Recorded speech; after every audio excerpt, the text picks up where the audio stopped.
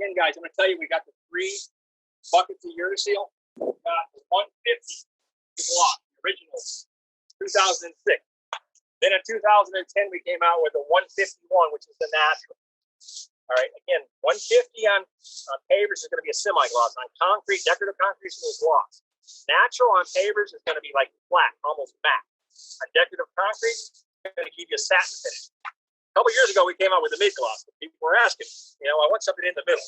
But believe it or not, the mid-gloss is starting to take off because it gives you that right amount of sheen without too much gloss, but enough that you can see it's there. So it's kind of a combination of the two. The other good thing that Ernie can kind of show you down here, even all that dirt came back on the pressure washing. The other thing that makes this sealer so diversified is we've got these little color packs that he's got up top here. Your shades are going to match this chart that he has down here, which is all your different colors. You can also take these Ure shades and you can intermix them with different ones. So one of the colors is not what you want. Doesn't mean you can't take the Canyon Brown and add a little bit of slate black to it. You get the Canyon Brown deeper and darker. So you have a lot of flexibility with these semi-transparent stains. I would like you guys to go back probably next week sometime, go on YouTube or our website. You'll have the edited version of what we did 3 weeks ago. We actually applied these products on pavers and on decorative and stamped concrete. All right. I'm going to go back to this picture up top. The way we package this product. 1 gallon of B will be inside the bucket. It's a 6-gallon bucket. Inside the bucket will be 4 gallons of A, 1 gallon of B. The B is full all the way to the top. Full 4 gallons. That's why you get the 4-to-1 ratio. Something else that we're kind of proud that we came out with is this new lid. Part B, 1 drip gets on this chime right here. It'll weld itself tight, so you won't be able to get this lid off. So we came out with this little pull spout that allows you to have the lid on all the time and be able to pour out smaller batches and then lock it back down. So it makes it very user-friendly having these lids. A lot of guys over the years would scream and yell because getting the lid off is probably the hardest part of the 2-part mixing. Because you pry the lid off and then you couldn't get the lid back on. You don't have to worry about that. Now you got the pull spout, the little Ricky lid. Another little thing. And here's a close-up of what we're going to show you. This is a paint lid. That is the sand we just broomed into those pavers behind you. You can see what the Ure-Seal did to that. It's rock hard. The first coat that I'm going to mix up is going to be 2 parts. I'm going to mix it 4-to-1. Then I'm going to add 2 parts of water. So I'm going to do a ½ gallon kit right now for here. Now I'm going to use the gloss today on this little square. It's probably about an 8x8 section that we just broomed off and got ready. I'm going to mix up. Now remember, the application rate is going to depend on the pavers, the quality of the paver. The first coat, you're going to put it on a little heavier, obviously, than the second coat. The reason is the first coat is going to be the saturation coat. It's going to go and lock into the sand. So you want to put it out a little bit at a slower rate and not get as much coverage. The final coat is going to be your wear coat, your longevity coat. So that one we're going to mix 4 parts to 1 part, only 1 part of one. So in theory and in math, when you have a 5-gallon kit and you open it up, 1 5-gallon kit is going to make a minimum of 10 gallons. First coat will be 15 gallons, second coat will be 10. So what I would do if I'm on a job site, I have my measuring cup, I have all labeled. Part A, either 4, 2 quarts, depending on the size of the batch. Or I just do the whole container, the whole kit. It's going to vary on the size of the job. It gives you some flexibility.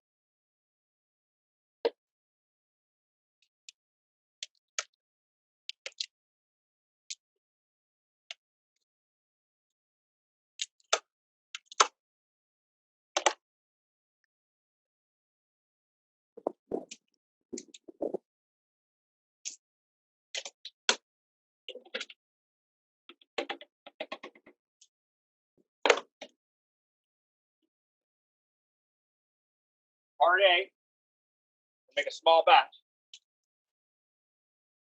I'm going to do 1 quart of Part A.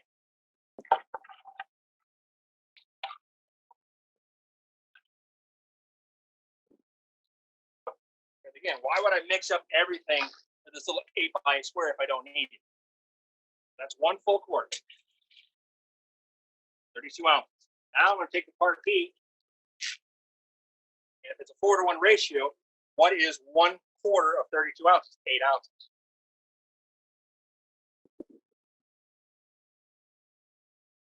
Now you should wear gloves doing this, guys, because this 2-part urethane gets in your hands, it don't come off.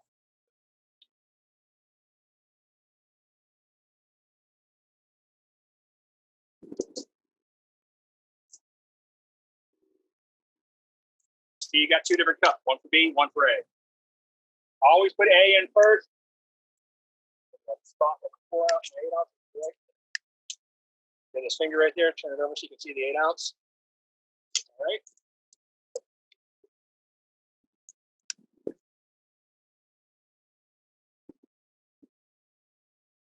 Eight ounces. Now right there, that gives me 40 ounces of product. If I got 40 ounces of product, that's at a 4-to-1 ratio. My first coat, I want to do 2 parts of water. That means I want to put 80 ounces of water now with that 40 ounces of mixed product.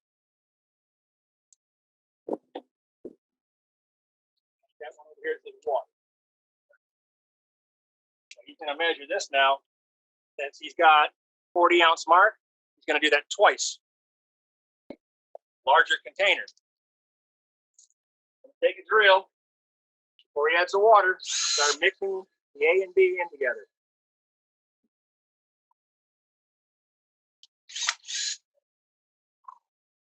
Try not to put too much air in the mix. Start thinking when you're mixing the A and B, guys, think of mixing sugar into coffee that's not hot. Let's say it's lukewarm. You just got to make sure that that sugar gets into the mix. So you got to make sure it's thoroughly in there. All right, go ahead, Steve. Cleaning out his bucket as he's going. Just kind of smart. Clean as you go. So that's 40 ounces there. Get all of that part B out of that thing too, because that's going to cost, guys. Get all of it out of there. Now he's going with another 40 ounces. All right. Now when you add the water in there, since A and B is kind of already mixed, it doesn't take a lot of mixing from that point. We're going to go ahead and funnel that into our little sprayer right here.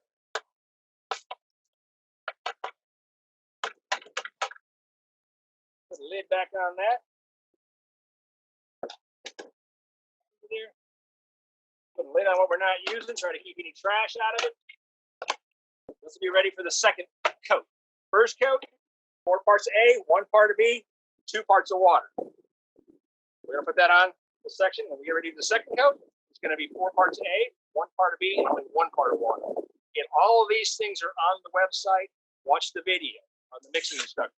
Pretty simple once you get past the first time around. I know it's like anything else. The first time you rode the bike, you did a couple of bumps and bruises on your body. The next time you got a little better. And finally, you ride the bike real well. So everything kind of comes with experience and time. So not hard to do. Just patient.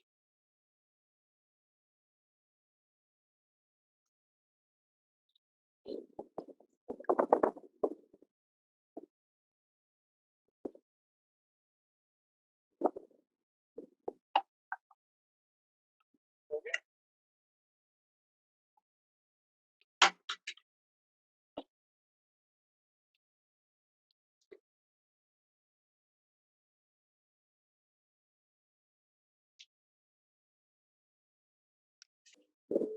He's going to lightly blow this off, so he's not trying to lose the sand.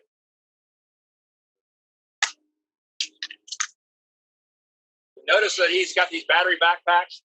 Nice about a battery backpack is you don't have any oil or gas cycle getting onto the surface. So we kind of like this little one coming to brim it as he does it.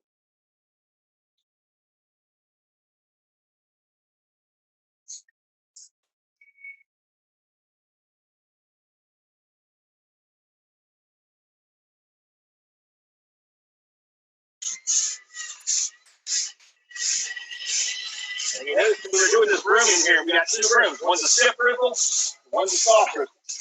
Sometimes, depending on the portion of the bristle, it makes it a little easier to get that sand out of the way.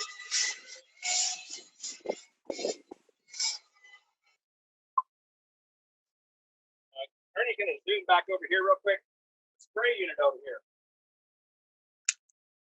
And when I was spraying on the water out earlier, if I'm going to do 1,000, 2,000, 3,000 square foot of job or that many square feet every day, I'm not going to use something like this. This is an 8x8 square. That's all I need. I don't need to bring out the big unit. But a unit that has a battery is going to be a lot better in application day to day when you get into doing clean sand and seal. So that one has a battery, got about 30 foot of hose with a 4 foot, about 36-inch wand on it. It makes it for application a lot easier. Pavers are not perfectly dry, but they're ready for sealing.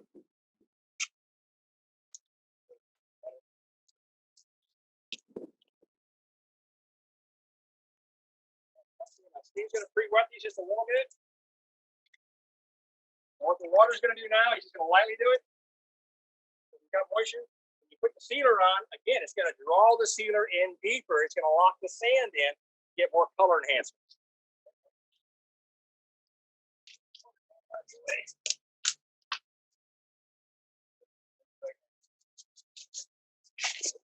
Set that back up.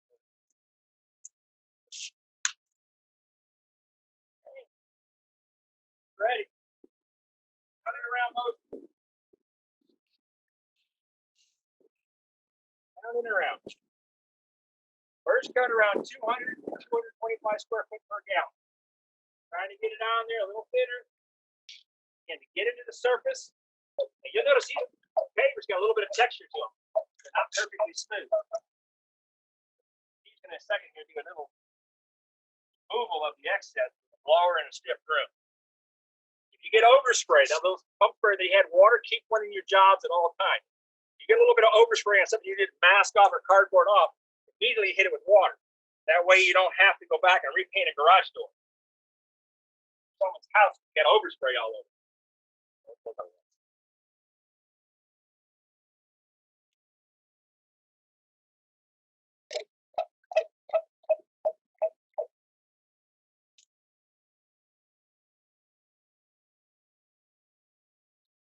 Nice, even coat of seal.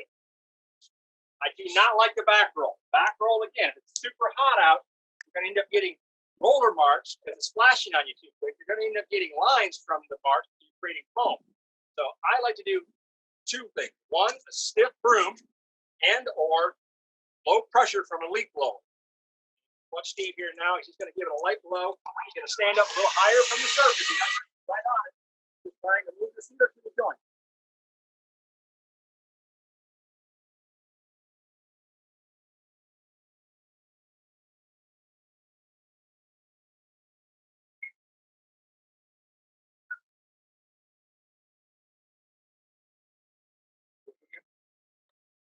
Now he's going to use the broom, another technique.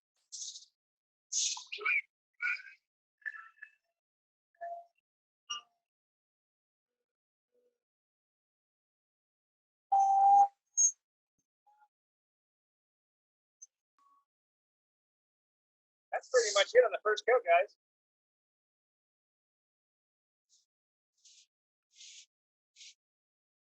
Now, the second coat application obviously will happen when this is no more milkiness, it's dry to touch. You'll see in this container, that little 40 ounces of product, I still got almost half of it left. So I actually made more than I needed for a little 8x8 square. But before I put the second coat on, I need to go ahead and clean this out and dispose of it because I cannot mix this with the final batch. They always have to be individually mixed, 4 parts to 1 part, and then whatever dilution ratio with the first coat and the second coat. Always important to do that. Again, because it's low VOC, the only problem with this stuff is you can't get it off your skin unless you use Total Wash or Total Wash to clean your equipment out, or sodium bicarbonate to do it right away. Baking soda works real good as long as you do it right away. Warm water and soap does a good job removing the residue out of your spray equipment. As long as you do it immediately when you're done. You start waiting 5, 10, 15 minutes, you forgot to clean it out, you got to break out a product called Total Wash, which will help remove the residue. Basically, I got bicarb down in this one, and I got Total Wash here. This is right away. Immediately when you're done, within the first 5 minutes, this is when you wait too long to clean out your sprayers and your equipment, your rollers, your brushes. I'll tell you guys a couple of tricks come wintertime. Up north, you can't do this. But if you're still in the south, temperatures are in the 60s and 70s, but at nighttime they're going down to the 40s. As long as that surface temperature is above 50, 55 degrees, then you can take the sealer. As long as it's not going to go below freezing the first 24 hours, you can still apply the sealer. Keep those two in mind. little thing like a squirrel cage carpet dryer. It's going to make that dry quicker. So when you got those conditions covered benign, and it's wintertime and this fall and in the spring and the days are shorter. But again, going back to that blower, that's going to help. Another tool in the wintertime is a heat torch. It hooks up to a barbecue tank. Take a heat torch and lightly dust the pavers when it's cool out in the morning. There's still moisture along the edges of the driveway or the pool deck. You're going to pull the moisture out. You're going to get the surface temperature up to where you need to be. Because remember, ambient temperature is always different than surface temperature.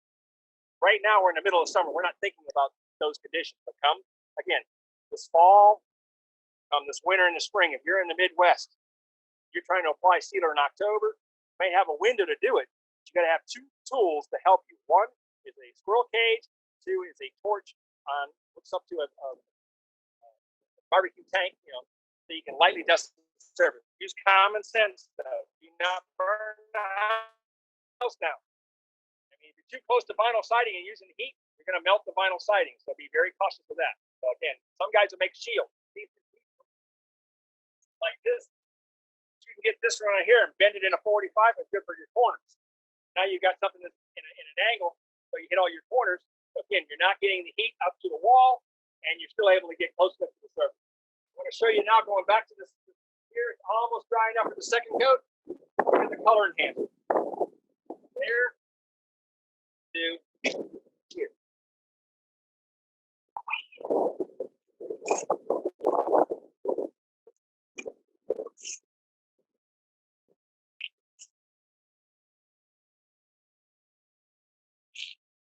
See how dry it is here? Difference between colors. Again, this is the 150 gloss. Don't want the 150, you got your option. Go to 152, big gloss. For no gloss at all, go to the napkin. I'm going to go mix up that last batch.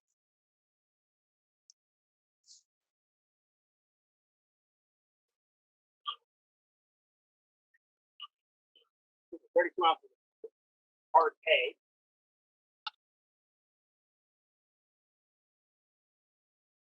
There's the part A. 32 ounces. Part B.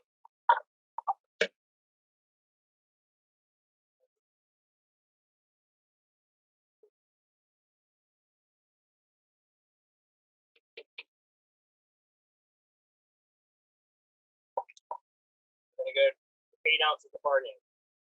B, I'm sorry. 32 ounces of A. 8 ounces of B. We got total 40 ounces of the water, because now we're going to go 1-to-1 on our final coat.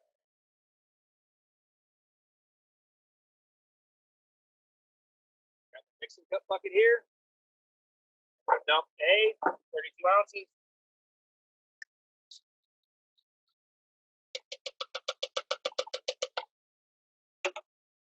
B, 8 ounces. Again, got about a 3-hour work time with this pot light. You don't use it up. Another key trick, we're using this little pump sprayer.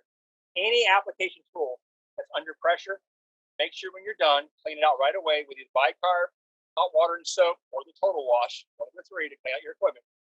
Do not throw a pump sprayer or your mixing vessel that you're applying it with in the back of your pickup truck.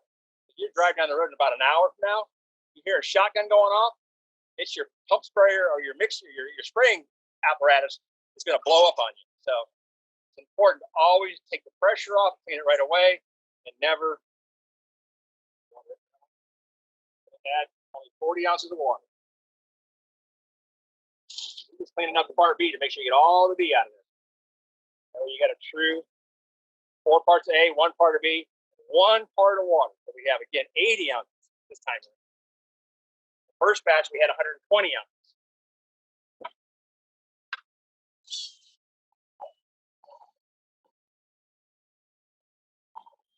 Now, this coat's going to go on at a rate around 250, 255 square foot per gallon. So going back to what I said before, 1 5-gallon kit will treat 1,000 to 1,200 square foot both coats. The last thing, Steve, that we're going to do here is I'm going to spray the second coat on, because we're just going to throw a little broadcast of it so you can see. A little pinch of broadcast so you can see how you apply it.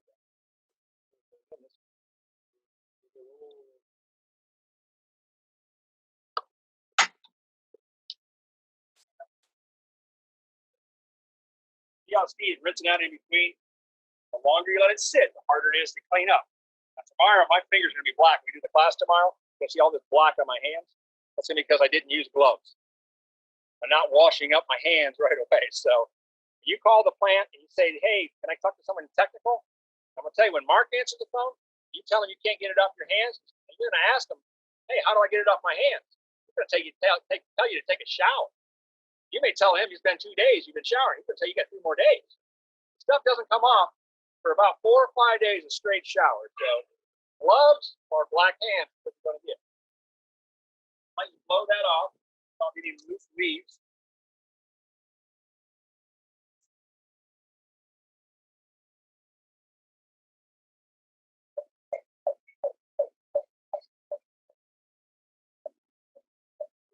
Let's go, guys. We're not going to pre-dampen. Don't need to pre-dampen on the final coat.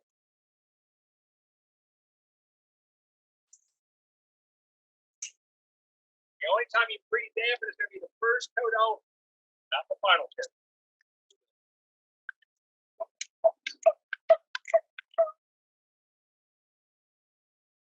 You're going a little faster the second time.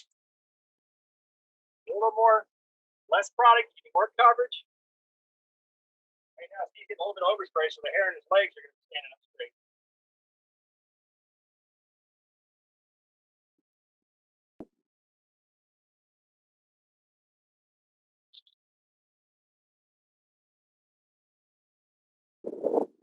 I'll have to do less grooming and boiling with this coat because I'm not getting a lot of fun and cover.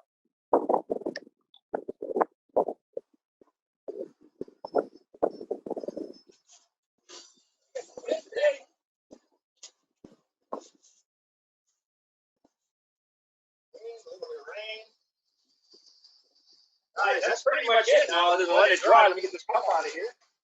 I'm going to take this lower again one more time.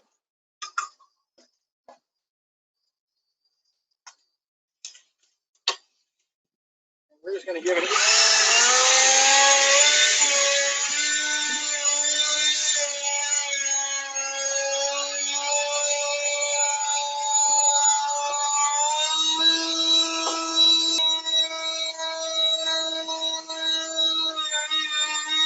blowing this pretty hard, guys. It's kind of loud.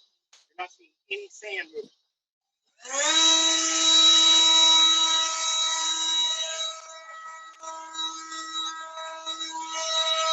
That is pretty much it, guys. It needs about 2 hours before it can take rain at this point. And it's probably only going to be, today's temperature, surprisingly, is only probably in the mid-80s. Unlike I said a couple weeks ago when we did this class live, where the heat index was like 105, 108. We got a nice breeze, which is about knocking over everything around us. You can't see in the background, the tents and everything else. That tent just about went over about 10 minutes ago. So, but we're here live at ICT. This is the plant. This is the side yard. The guys all eat and take the breaks at over here. This is the nice little patio that we put on. So we're going to continue these classes. So over the period of the next 6 months or so, you'll probably see a couple more of these live just doing this. So our patio will eventually get all the way done, but allows us to give you more opportunity to zoom in on these live webinars. Longevity, 3 to 5 years. Recoat. 3 to 5 years, the only thing you have to do is go back there and re-prep it. Now, you don't have to do any efflorescence remover because as long as it doesn't have any shine left, and that's until the cedar's gone, all you have to do then is just remove any mold or algae and maybe degrease it lightly and then reapply. That's pretty much it. Any questions, call. Appreciate your time. Thanks, and we'll see you tomorrow.